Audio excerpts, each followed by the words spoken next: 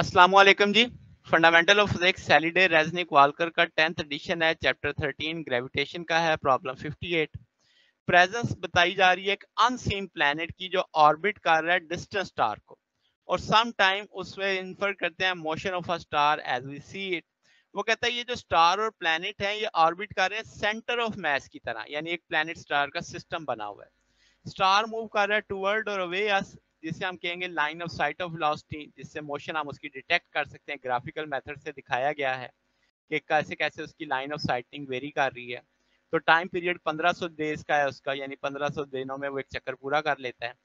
अब आपके पास हम कहते हैं कि इसका मैस 0.9 है, मैस ऑफ अवर सन, तो यानी हमारे सूरज से 0.9 उसका मैस है।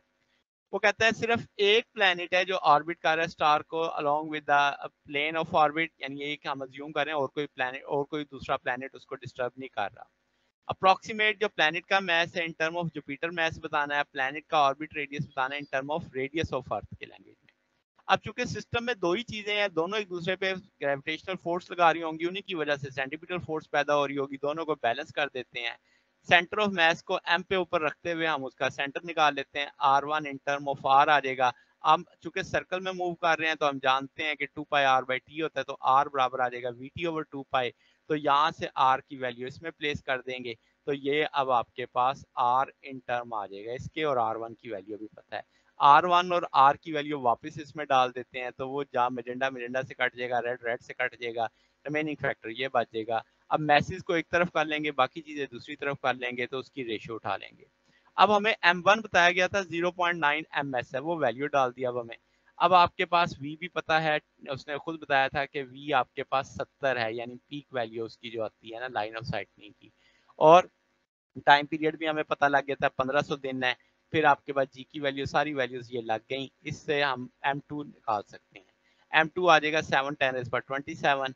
तो अब आपके पास जनाब क्या है in term of Jupiter mass, हम जानते हैं जुपिटर का मैस 1.9×10⁻27 kg होता है। तो अब आपके पास 3.7 मैस ऑफ जुपिटर के बराबर होगा वो प्लैनेट।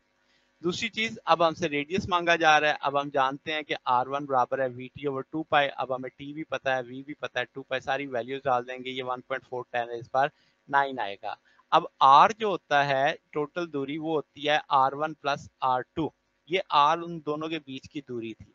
तो हम यहाँ से, तो हमें R2 चाहिए, तो R2 निकालने के लिए फैक्टर दूसरी तरफ ले जाएंगे, इसे कॉमन ले लेंगे।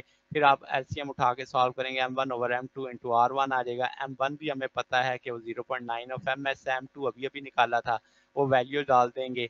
R1 हमने निकाल लिया है, तो R2 बराबर आ जाएगा 3.7 इंटू 10⁻11।